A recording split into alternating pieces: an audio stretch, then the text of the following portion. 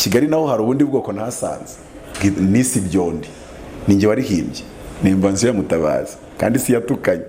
Ndavuga ni hari bandi umunyarwanda, hari nibigarasha dubikunda kubarizwa mu mahanga, hakaba n'ibyondi akenshi usanga bifite imyanya biyoboye. Ariko nge nasanze ibigarasha ntacyo bidutwaye. Byawe no kuvuga. Baravuga tu baranahimba. Yana barabizi kabisa. Ariko noneho ibyondi nibo kibazo. Urugero nta kigarasha kiratwiba na miliyoni y'amanyarwanda ngo kiyatwibe.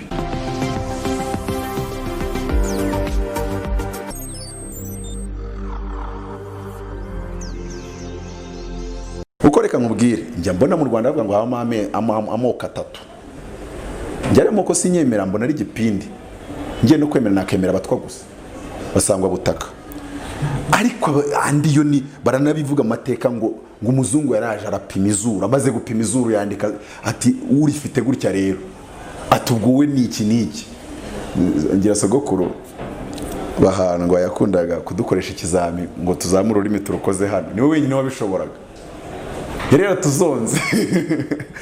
Ubwo rero biriya ni ibihimbano. Bahanwa yari muremure kubera ko yari muremure. Wenda nge Mutabazi ndi mugufi kubera ko umudamu we kaka nyine yari mugufi.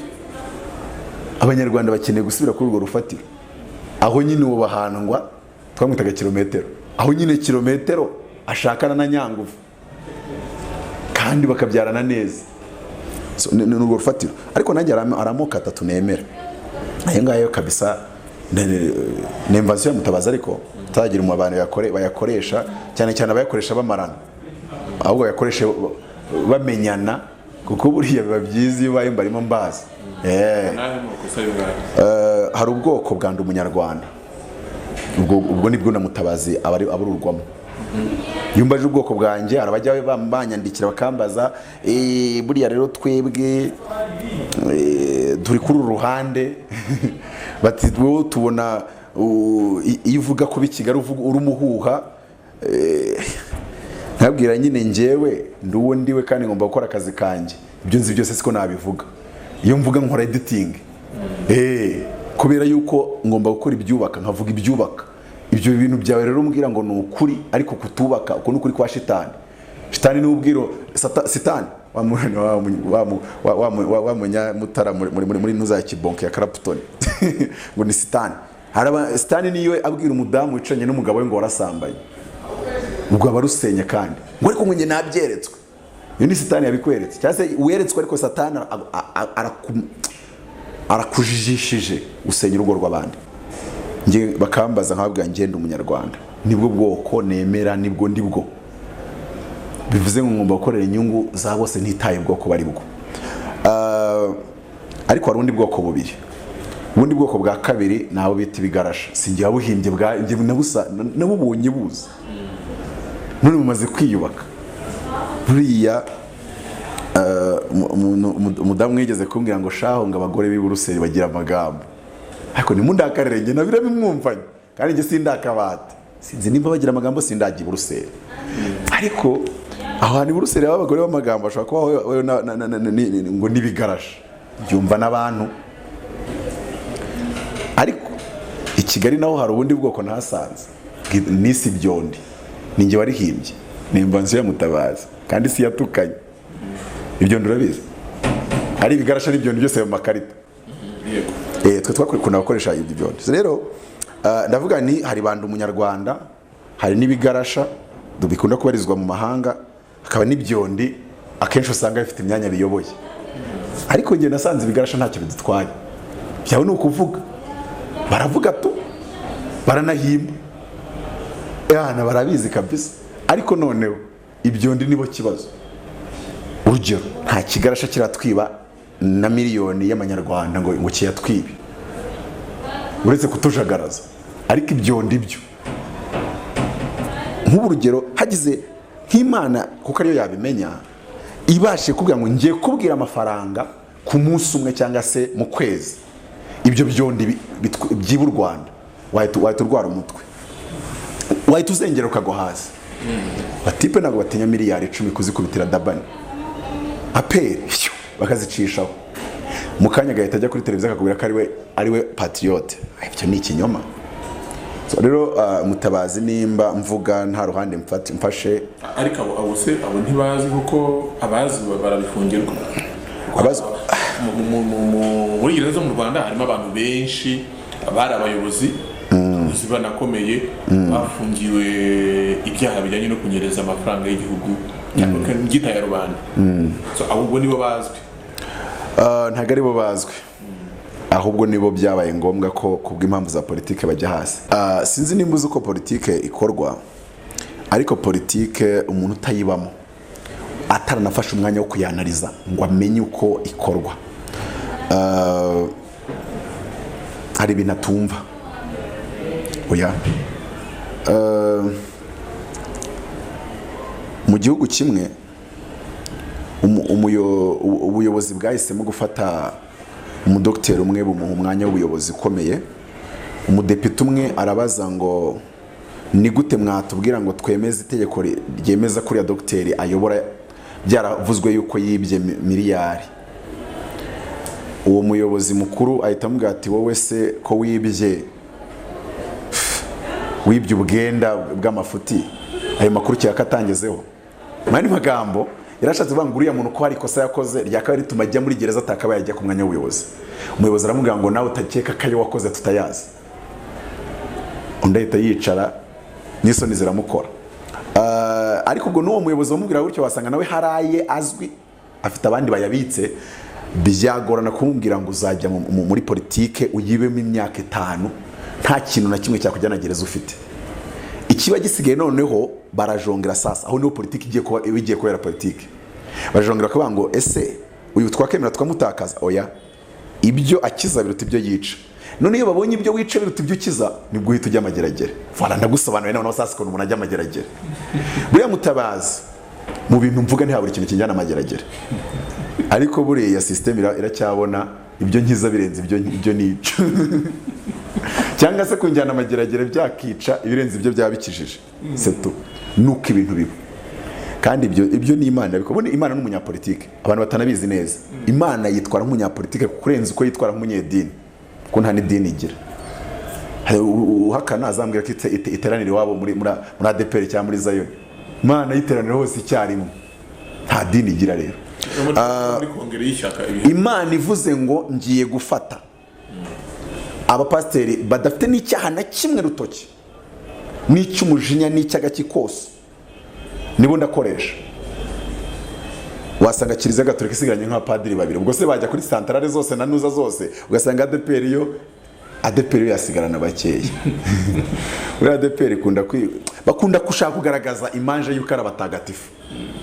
Ndabakunda ndanabubaha, ariko icyo bazakibesha abandi nge n'icyamfata, kuko usanga hari ibintu byinshi biri yaho imbere mu buyobozi bwo hejuru, mu bushorishori, amoko, amatiku, inda nini, ibintu nuko.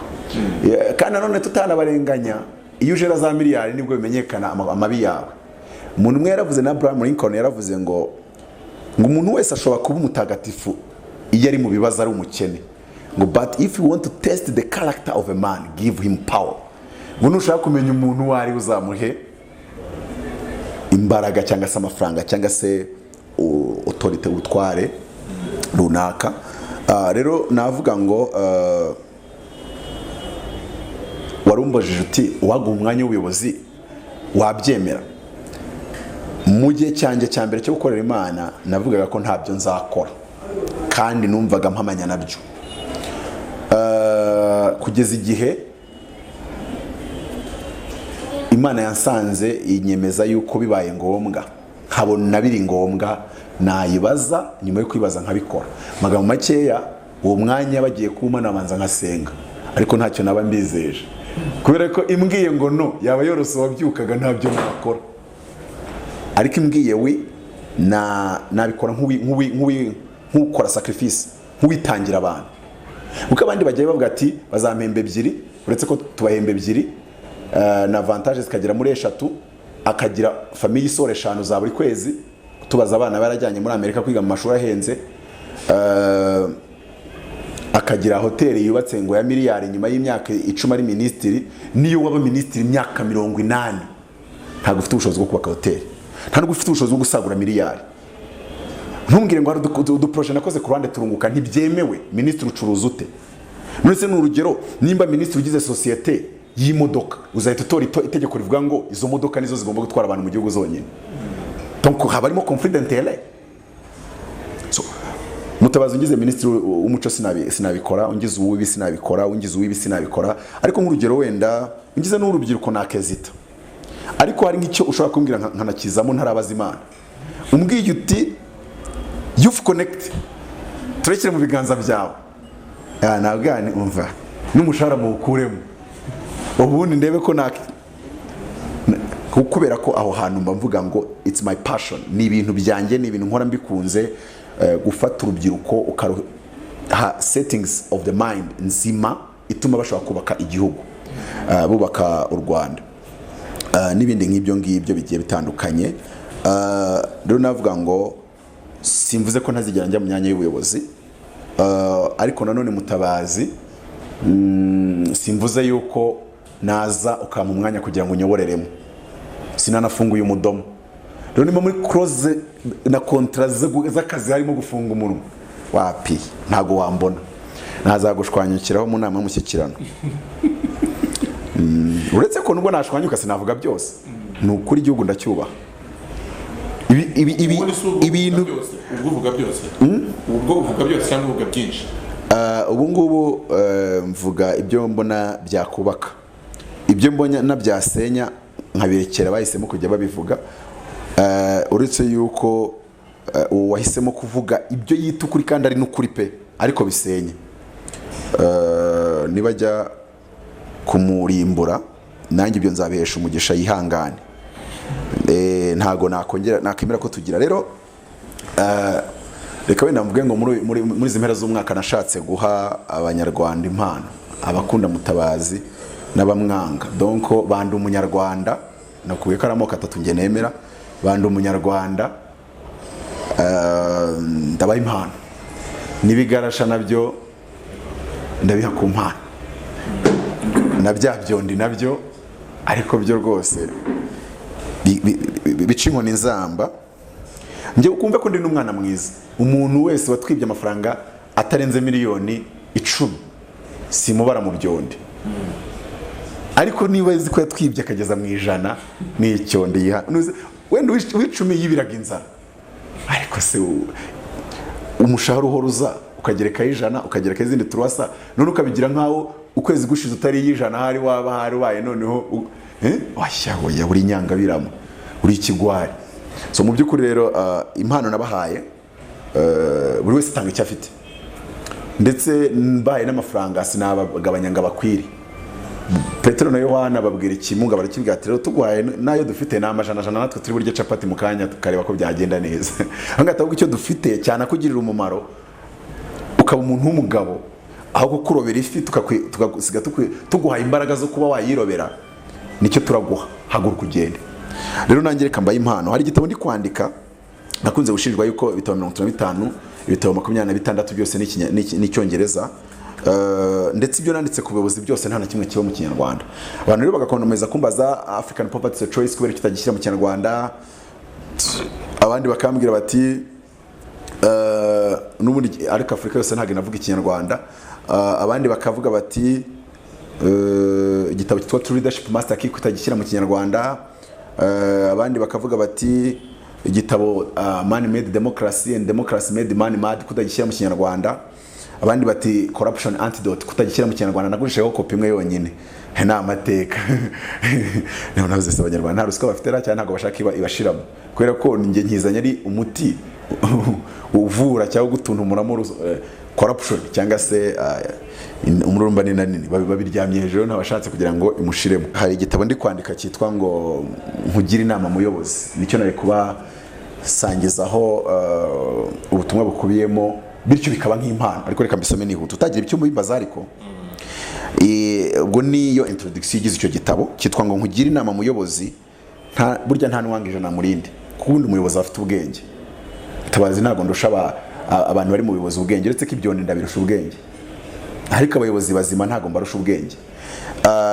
Rero kuko nubundi inama zanjye ntazigenera ibyondi, n'ubundi ibyondi bari ibyondi kabayicwende nikoga niyo koze ntigashira ico. Umuntu mwegeza ambwira ngo iyo umuntu ari umuswa bari umuswa, burya umuntu wananiwe wananirwaga wahoraga iteka agira 0 mu ishuri, no mu mwanya w'ubuyobozi utazagira ngo agezeyo ubwenge bumumeramo, byanga bikunda cyari wa wundi. Reka rero ibyo byo mbyihoreye ibyo byondi, kuko rega burya umuntu ajya kubicyondi biterwa n'ubwenge buke bafite.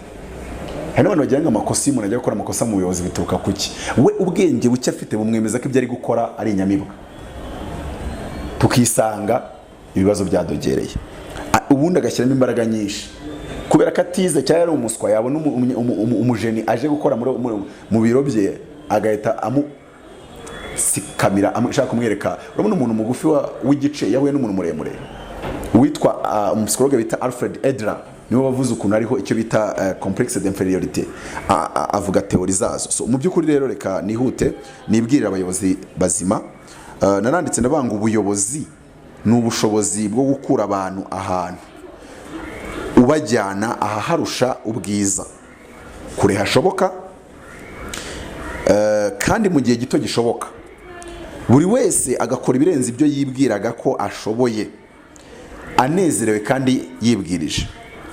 Umuyobozi akurikiza amategeko mbere yo gusaba abo ayobora kuyakurikiza. Umuyobozi rero agomba kuba umunyabwenge. Ntago umuyobozi iyo hageze aho ahitamo ukuri n'ubwenge, ahitamo ubwenge, kuko ubwenge c'est pas nécessairement ko buhora ari ukuri. Ubwenge hari igihe, none se nk'urugero neretswe ko uyu mugore yaciye inyuma umugabo bicaranye mu rusengero, ukuri nuko nakavuza yuko yamuciye inyuma, ariko ubwenge burambwira ngo wibivuga. Ndetse umuhanuzi anaje akavuga ati wowe wa mugore waciye inyuma uyu mugabo, nge nka Apotre Mitamaguru nkavuga ni uyu mukozi w'Imana aravangiwe, sinari mbimuziho, munamusohore mu hagati cyatahe. Ubundi wa mugabo agahita avuga ati mugo icyuki cyane ntabwo cyabikoze. Wa wundi akaza kumumagara ati nari mbyeretswe, ni nanjye uretse mbere kubyerekwa nge nanabyeretswe, uretse no kubyerekwa nge yaje no kubinyaturira, nari mbizi. None ko wanteje abantu wabuze ubwenge nyine, n'uyubuze ubwenge n'Imana irakureka, nanjye nyine ngomba gukubitira mu mavi. Aho kugira ngo urugo rusenyuke naguteza abantu, ubwo Imana yawe izagushyigikira ishake n'uburyo ikurundarunda, izagukoresha igitangaza abantu bakwemere, ariko nge ntabwo ndasenya urugo ndureba. Nakomeze ndavuga ngo aho umuyobozi mwiza aho kuyobya abahigi ayobya impigi. Burya ibi birarutana, ariko nabyo akabikora mu nyungu z'igihugu, sizindaye cyangwa ubwoko bwe cyangwa umuryango we. Sindi kuvuga ubwoko mvuge ngo abatutsi, abahutu n'abatwa, ndi kuvuga niyo byaba ndi umunyarwanda, ibigarasha n'ibyondi. Umuyobozi mwiza yari ndi umunyarwanda akorera inyungu z'ibigarasha n'iz'ibyondi, akaba ashobora no kuzipfira, kuko kuba umuntu mutandukanyije opinion cyangwa se akaba ari umunyamakosa ntibimukuraho ko ari umunyarwanda. So ndakomeza ndavuga ngo umuyobozi mwiza ntiyiba, ikindi ntacuruza igihe atanga amasoko, kandi ntagira irondakoko. Ubwo nyine urumva ko i Kigali twatangiye kugwiza umubare w'ibyondi, kuko iyo yiba aba ari icyondi, iyo acuruza kandi atanga n'amasoko aba ari icyondi, iyo ari umunyamoko aba ari icyondi. Niko iyi nyandiko imbwira, ntacyo wabikoraho. Iki ni igitabo kizasohoka. So ni igitabo kizasohoka mu kwezi kwa mbere. Ndaceze tari ibitabo nagurishije, hari igitabo mperutse gutangira ubuntu, iki kiro nzabikombina. Uzajya mpamagara kambwe kagishakira ubuntu nzakimuhera ubuntu, umpamagara ashaka kukigura nkimuhere kukigura. Cyokoze wo nzaceka cyangwa nkamenya yuko ashaka kugikoresha asenya ibyo abanyarwanda bamaze kubaka. We tiku y'Iburuseli ntimuzayanzaneho. Ubwo rero mwibutse ndaseka, ngati Buruseli ntago bazi, ati bagira umuntu. My friend, ako baba unayenzi ko bakabigize mu France, buranga abafaransa ngo naba metre muri mu gucomplaining. Ese kwaka yovuze abagore Buruseli na diaspora y'Buruseli, ni abo yavugaga nyine ngo aba diaspora y'Buruseli, ngiyo wigiriye akabazo mu rushako ngo baragucuranga ugasanga nta saro batakuvuga. Baraho gasanga rero ntago ari byiza, nabo bihane kandi bakizwe. Ariko reka mbasoreze ntabatindira. Umuyobozi mwiza ava ku ntebe y'umutegetsi akiyicarira ku y'umujyanama, advisor. Ubundi umuyobozi mwiza muri demokarasi uba uri nka advisor w'abaturage, ariko ntago, ahubwo bo ukabareka akaba aribo baba bayobozi, wowe ukaba advisor wabo, none ugasanga ibintu bigenze neza. Donc ntugire ikintu ukora gihabanye n'icyo bashaka, ahubwo ukabumva ibintu nk'ibyo. Ariko reka dukomeze ngo bwacya akimuka akibera umuyobozi mufasha myumvire ni counselor. Advising ndakubwira ngo Theo wibikora gutya bikore gutya, ariko counseling irabujijwe, ntago icyo ngicyo ugikora. Mfata ibyo uri gutekereza nka 30 wabuze icyo ufata umwanzuro, nkagufasha gukuramo kimwe wakoresha, nta gishya nzanamo. Niyo mpamvu ntago waba uri counselor ngo munaze kuvuga ngo ndashaka guta umugabo ngo nkigendera mbwire ngo ya ngo gukora divorce ni icyaha, icyo gihe ubaye preacher ntago ubaye counselor ufata mu bimurimo already we ukamufasha gukuramo kimwe cya, kandi ikindi kimwe kijyanye nuko we yumva ibintu, kuko nanone hari kimwe wamukuriramo ariko ugasanga kiramwangiza nta kigenderamo. Nsoza mvuga ngo rero avugirwa neza mu rwangamazimwe. Hari ukuvugirwa neza kuri mikoro, icyo ntabwo kigaragaza ko umuyobozi mwiza. Kuvugirwa neza mu rwangamazimwe, ahiherereye abantu bakakomeza bakakuvuga neza, bakavuga ngo iki, bakavuga ngo yatumye tubyikorera ubwacu kandi aradutinya kuruta uko tumutinya. Uwo niwe muyobozi mwiza. Nsoza mvuga ngo perezida agomba gutinya abadepite bagatinya abaturage. Bishyire mu mvugo y'ikinyarwanda cyimbitse. Umukuru w'igihugu agomba gutinya intumwa za rubanda nazo zigatinya rubanda. Iyo bicuritse byitwa igitugu. Bene uwo muyobozi akitwa bwenge buke, nk'umwe wo mu rutiba. Ugeze wiga story ya umutima muke wo mu rutiba, naho ngaho nuko nguko igitabo gisoza. Niyo mpano mpaye abanyarwanda. 2021 tubone abantu benshi bava mu ruhande rwa kera ngo arukununga umuntu ngo yajyaga babyita kwihutuza no kwituza, sinzi ukuntu babyitaga. Umuntu yagira inka nyinshi by'amoko, abantu bapfuye bitaraza, wari umuhutu yagira inka nyinshi bakamushiftinga akaba umututsi. So rero ndashaka ngo mbone abantu ibigarasha bishiftinga bihinduka ndi umunyarwanda, kandi mbone n'ibyondi byinshi bihinduka, kandi bazabihindure mu ibanga atazaza kubimbwira ko nabajyana amageragere, ahubwo bazabihindure mu mitima yabo bavuga ati ni ukuri sinzabyongera. Ubuze ngo nabajyana amageragere, hari umuntu utabizi kuvuga ngo wowe ufite ubuhe bubasha. Ntabwo azi ko mu mategeko yemerewe guhamagara bibuka yibwira ngo kanamenye ko yakoze icyaha iki n'iki. Ikintu cya mbere turavuga ngo it's the power of the people by the people for the people. Rero nimba uko bimeze, we the people dufite power iruta ya president. None se niko ntajya n'umuntu mageragere ko president awubwe I am the people.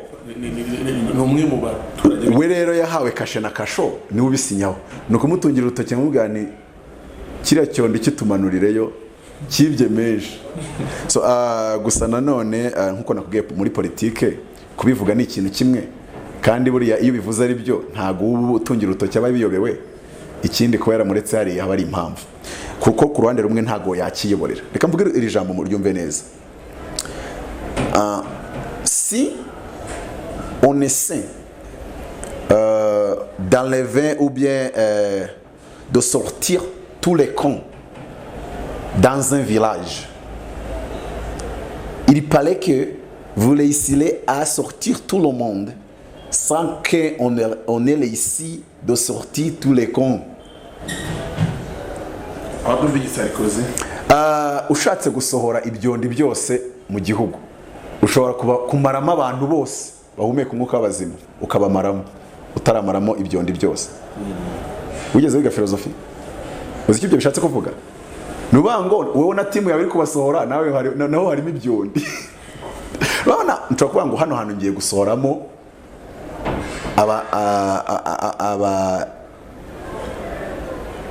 abantu b'ibikara bose barimo, ariko ninjye ugiye kubasohora. Wowe nkagusohora na cameraman nkamusohora, ubu se simazemo abantu bose, ariko ntago ibikara byashizemo kuko nanjye ndicyo. So rero mvuge ngo politike ni ikintu abantu tugomba kujya dusengera abayikora. Ni nacyo Paulo yavuze ngo tujye dusengera abayobozi bakora umurimo ukomeye, bahuza ibintu byinshi bitandukanye, bafata imyanzuro irimo ama implication rimwe na rimwe twe tutanazi. Ndagufatira urugero, ntabwo tuba tuzi implication ya multinational. Nuko u Rwanda buriya tugira amahirwe, twe dufite ibibazo byacu byo mu mutwe by'imyumvire, ariko ntabwo dufite ibibazo nk'igihugu cya Ghana, Brazzaville, ibihugu birimo za petrol. No, Gabo ifite petrol na zahabu n'amabuye y'agaciro ku buryo buri muturage wese yaba miliyoneri $1 badakora, uretse ko n'ubundi n'abanebwe ntibakora. Usanga ari bya bihugu birya umugati wakoreye mu Faransa, buriya ni Kinshasa, abakinwa indege izana umugati uturutse Belgique bagomba kurya, kibaza gukora boulangerie. Ibyo iyo umuntu rero yagukoronije bye nk'ubu ari kujya kuvuga igifaransa nkibaza impamvu nimba ntari kukivuga nabi, nimba ari kukiba nabi namaze ngeze mbi wabo bose iyo baje bacu ntibavuga ururimi rwacu nabi, ariko umuntu bamukoronije ashaka kuvuga icyongereza neza, akaba yumva umuntu uvuga icyongereza neza avuga ko yize cyane. Guriya gahungu ushaka gukariza sha mwumvise ubwongereza akavuga kamaze. So Gabo umuperezida total dashaka ntago yayobora, ibyo mwakigira byose ni nabo baza kwirirwa batwiruka inyuma ngo nta demokarasi tugira, banabifitemo uruhare, kuko aho babonye biri ngombwa basunikaho uyu nguyu kugira ngo bigizeyo uyu nguyu, ariko baba barwana n'iki amasoko uyu nguyu azabaho. Rero nk'uburiya uriya Robert Kyagulanyi, niba ari Robert Kyagulanyi, Bobi Wine ni avuze ngo ndashaka gukoresha umututu w'imbunda, ntiyabura izo ngegera z'abazungu zimuha amafaranga. Uzi amafaranga isasa rigura rimwe rya Kalashnikov? Ntabwo mbizi. Nabibwiwe n'umuntu nimba yarambwiye nabi, n'ibindi mvuga nabisomye mu bitabo iyo bambeshya nari kubabwira ibyo bambeshye. Yarambwiye ngo ushaka kugura $12. Arangira arambwira ati ubwo reba iyo umuntu ushobora kurasa amasasi ijana utarahamya haduye n'umwe utaramuhamya n'uwo wahamije atapfuye. Ati noneho reba iyo bahereye mu gitondo barasa bakageza saa 8 bara $12 noneho bari ayaziguze aya mavuta y'imbunda n'ibindi byose. Bivuge ngo amafaranga agenda ku rugamba aba ari menshi, wongere ngo ni menshi, wongere ngo ni menshi. Niyo mpamvu ntashyigikira umuntu n'umwe utekereza urugamba mu Rwanda. Abanyamerika bafite amoko n'abanyamoko, bafite ubwoko bubiri. Ubwoko gisirikare mu Rwanda, ubwoko gisirikare yatekereza ko urugamba ruje agomba kubutekereza. Umva icyo ndi kuvuga? Umuntu uvuga ngo azakora umutwe urwana azatera u Rwanda. Ikindi nanamugira inama ari kumva ibintu nabi. Abantu batera u Rwanda 94 batera u Rwanda rwari rufite helicopter nazo zambarwa, ica abantu bose bakayagara. Uyu munsi sinzi umubare w'indege z'intambara zazindi zicaho ngo dushobora kuba dufite. Ntuzimbaza umubare kubera ko ndi gukekeranya, ariko ndakeka ko tuzifite tu. Imana gukeka yanjye kandi irakora. Kumvuze ko mbizi bambaza uko nabimenye. Uretse ko abimbajije namubwira it's the power of the people with the people. Turabayoboye ntimutuyoboye, rero ubwo twaje gukeka ko mwaziguze. Rero nimba tutarabaza uburyo mwaziguze kubera ko mubyemerewe kuduhisha ayo makuru, buriya demokarasi ntishimishije. Tuba dufite power ariko n'amakuru bagomba kuduhisha, kandi ari twe dufite power. Ariko nakundi niko bigomba gukorwa. Rimwe na rimwe ntitushora imanza n'intambara ahantu hatariho. Ariko nari mvuze ngo Abanyamerika ko bafite ubwoko nagereranya n'abahutu bo mu Rwanda n'abatutsi bo mu Rwanda. Ubwoko bwa mbere n'abirabura, ubundi bwoko n'abazungu. Ubuyobozi buhora mu maboko y'ubwoko bumwe bwitwa abazungu. Ubwo hita ubyaplika ku Rwanda. Ariko sindabona Martin Luther King ntiyigeze avuga ngo ngiye gukora umutwe w'igisirikare nze nkubita ubutegetsi buriho mbuvaneho nshyiraho ubwabirabura. No, Amerika ntabwo ayobora president, hayobora system. Buriya ko abantu batazi ukuntu Amerika iyobowe nubwo batwemera ngo ni demokarasi bazabeshya abandi batari mutabazi. Amerika ifite ikintu twita oligarchy iri kombine n'icyo twita aristocracy, bakabikingiriza agakingirizo k'ikitwa demokarasi. Aristocracy ni iki? Ni pouvoir des élites. Abajeni nibo bayobora, abandi ntibirirwa banabaza opinion yanyu. Nimba abajeni bavuze ngo bikorwe gutya bigakorwa uko nguko.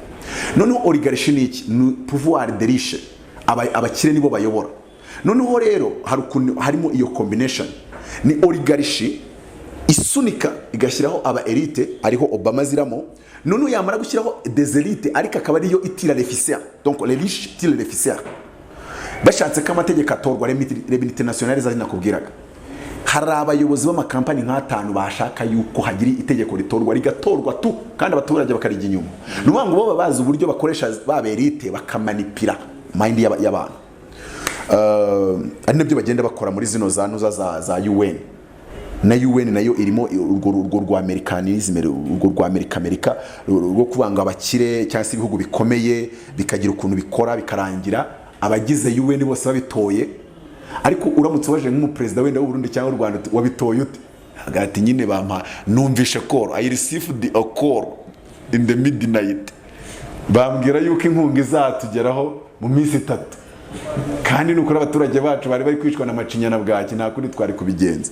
Sikaza ari miliyari 10 nyine byabyondi bikarya mu miliyari 6 inye abaturage bakarya bakabaho. None zurumva atari uko kazi gakorwa. Ariko uburyo Martin Luther King yarwanya intambara ze, nushaka kugira impinduka zana n'abarizo nzira camo. Icyambere arwana izo ntambara yiteguye gupfa. Gisinkunda umuntu utekereza impinduka ateteguye gupfa, kuko nguwo bitamubonamo ikibazo. Agomba kuba ari yiteguye, nkuko n'umusirikare yagiye ku rugamba, nubwo ibyo abarwanira bari ukuri aba yiteguye gupfa. Rimwe na rimwe kandi ushobora no kuticwa naduye ukanicwa nabo muri kumwe, niko rurwanwa. Harimo bwo kubirakarira. We call it politics. So abatabizi babyita ukundi, ariko we call it politics. On ne peut pas, tu ne peux pas faire une omelette sans casser des œufs. Yo station yize ntabwo ushobora gukora umuruti utamenya amagi. So magambo make rero iyo hari impinduka ushaka gutekereza uratekereza yuko zigomba kugira ingaruka. Mutabazi nimba hari narashatse kuvuga Shadibu, hari abarokore banyanze banambuye banamblotse. Numva udashaka ko bakubloka wivuga Shadibu, vuga nk'ibyo abandi bavuga, nyine ubwo nk'abandi bose, nta mpinduka uri buzane mu bya Gikristo. So rero nasuza mvuga ngo njyewe nizera ko niyo ibikorwa byabikorwa nabi, niyo wanjyana yo Mutabazi umwanya wose wamuha ibikorwa nabi ntabwo byahita birangira. Niyo wamugira president ntabwo byahita birangira. Nicyo kigarasha kirimo gisakuriza Brussels ntabwo byahita birangira. Nicyo cyondi kiri hano nacyo wagiye kuyobora, ahubwo cyo cyatuma. So havuga ngo rero concluding, kandi ari nayo mpano mpaye abanyarwanda, nzi iraryoshye ariko ni nziza. Navuga ngo ntago umuntu wa nyuma wari uri mu rugamba rwo kwibohora, wa nyuma mutoya wena nimba afite imyaka 12, ariko uwo wa nyuma nasaza akagera imyaka 90 mu magambo makeya akazirurwa ikirago, nyuma yaho ngaho impinduka nta nubwo bizagombera ko abantu bajya mu mashyamba ngo barwane. Ariko hari abantu bashaka impinduka zo gushyuhaguza, akirengagiza amateka y'u Rwanda, akirengagiza realities, akaza akubitari ya resideyal. Igihugu ntabwo kiyoborerwa muri ideal, kuko igihugu kiyoborwa n'abidealiste. Mutabazi yakaba ari we kiyobora, cyane ko nta nubwo wakintanga. Ubuze wakintanga ute? Ntabwo wakintanga. Tuvuga ngo ni ku munwa tugiharanire. Ntabwo Mutabazi wakimufata, ariko ntabwo umuntu uyobora igihugu, cyane cyane bitewe n'amateka gifite. Nimba ushaka kuyoboza igihugu umunwa, at least ijya kuyobora Amerika. Please banyarwandakazi, ndi umunyarwanda byondi nibigarasha tubyumve kimwe. Ntago u Rwanda ari Amerika. Nimba utinze Belgique cyangwa ukabutinze France cyangwa utinze Germany cyangwa se England cyangwa utinze Texas cyangwa se Canada, Ottawa, Montreal cyangwa na hehe, please uzanarebe n'umuco wabo su wacu, uko batekereza siko dutekereza, uko bakora business ko tuzikora. Mu magambo makeya, ntabwo u Rwanda ari amahanga, nta nubwo ari ibwota amasimbi. So rero ntabwo igihugu bakiyoborera mu kindi. Ntabwo ushaka kuyobora u Rwanda ukaruyoborera utekereza kuri Montreal, uruyobora nk'uri mu Rwanda, nkuza amateka y'u Rwanda, nkuza realite y'abanyarwanda. So mu by'ukuri rero navuga ngo ibyo utabyumva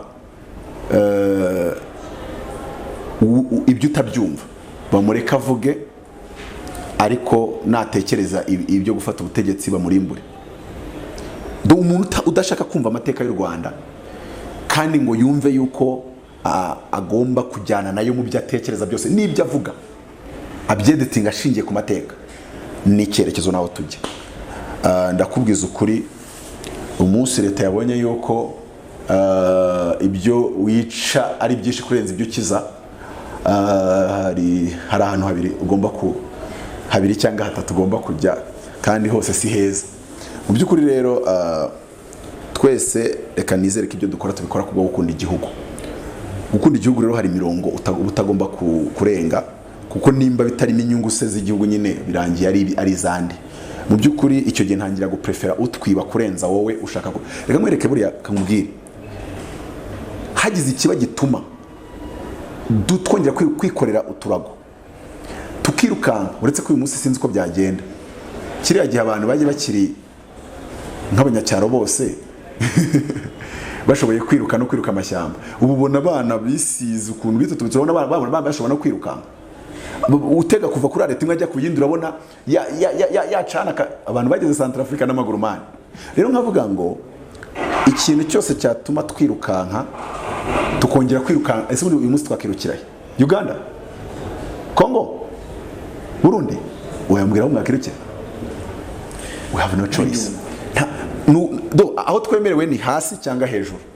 Hejuru ni Yesu uzatujyanayo, bwasigaye ni hasi.